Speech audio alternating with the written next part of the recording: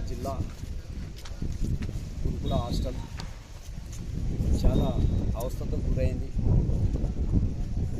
ఇది మెయింటెనెన్స్ లేక, బాత్రూమ్లు కానీ నీట్నెస్ లేక, ఇక్కడ వాటర్ సోర్స్ సరిగా లేక, డ్రైనేజీలు సరిగా లేక, విండోస్ సరిగా లేక, ఇక్కడ నీట్నెస్ లేనందువలన పిల్లలు చాలా అవస్థతో గురయ్యి 2 రోజుల నుంచి వాళ్ళు చాలా ఇబ్బంది పడుతున్నారు. ఇప్పుడు ఇక్కడ మేము చూస్తున్నాం, మా ముందరనే పిల్లలు చాలా కడుపు పట్టుకొని కూర్చుంటారు, వామిటింగ్లు కూడా చేస్తున్నారు, మోషన్స్ అంటారు.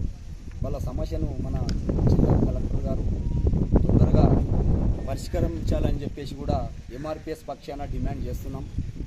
అదేవిధంగా ఇక్కడున్న వార్డెన్ సార్ కానీ, ప్రిన్సిపాల్ సార్ కానీ వాళ్ళు స్పందించి ఇది ఎండాకాలంలో హాలిడేస్లో చేయవలసిన పనులు ఇప్పుడు అందరు పిల్లలను హాస్టల్కి వచ్చినాక, స్కూల్ స్టార్ట్ అయినాక చేస్తామనడం అయితే అది సరైన సమాధానం కాదు. ఇది ఎండాకాలంలో హాలిడేస్ ఉన్నప్పుడు చేయవలసిన పనిని ఇప్పుడు చేస్తామంటారు.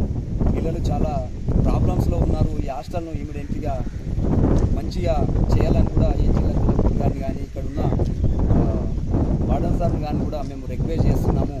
ఇలాంటి సమస్యలు కూడా మళ్ళీ వరకు రావద్దు. పిల్లలు గవర్నమెంట్ హాస్పిటల్లో కూడా చాలా బాధపడుతున్నారు. వాళ్ళ సమస్యలు మనం వెంబడే పరిష్కరించాలి. తల్లిదండ్రులు చాలా ఆందోళనకు గురయ్యి భయపడుతున్నారు, మా పిల్లలకి ఏమవుతుందని చెప్పేసి మేము బయట వింటున్నాం, చూస్తున్నాము, ఇక్కడ కూడా వచ్చినాం. కాబట్టి వాళ్ళ సమస్యలను మనం వెంబడే పరిష్కరించి వాళ్ళకు సరైన న్యాయం చేసి వాళ్ళకు వచ్చే నిధులు నియామకాలను వాళ్ళకి కేటాయిస్తే, ఈ హాస్టల్ సవలతులు వాళ్ళకు మంచిగా సపోర్ట్ చేసి వాళ్ళకి మంచిగా ఇస్తే హాస్టల్ మంచిగా ఉంటుంది, పిల్లలు కూడా మంచిగా ఉంటారు, వాళ్ళ భవిష్యత్తు మంచిగా ఉంటుంది అని చెప్పేసి కూడా ఎంఆర్పిఎస్ జిల్లా పక్షాన నేను రవికుమార్ మాది గారిని మాట్లాడుతున్నాను. జై మందకృష్ణ మాది. వికారాబాద్ రెసిడెన్షియల్ హాస్టల్ చూడడానికి ఎంఆర్పిఎస్ తరఫున విజిట్ చేయడం జరిగింది. ఇక్కడ ఉన్నటువంటి డార్మెటరీ కానీ, క్లాస్ రూమ్స్ కానీ అధ్వానంగా ఉన్నాయి. పిల్లలు వామిటింగ్ చేసుకుంటూ మామూలుగానే ఇక్కడ ఉన్న వర్కర్స్ సరిగా లేరు. వర్కర్స్ని వెంటనే రిక్రూట్ చేయాలి. అదేవిధంగా టీచర్లు వెంటనే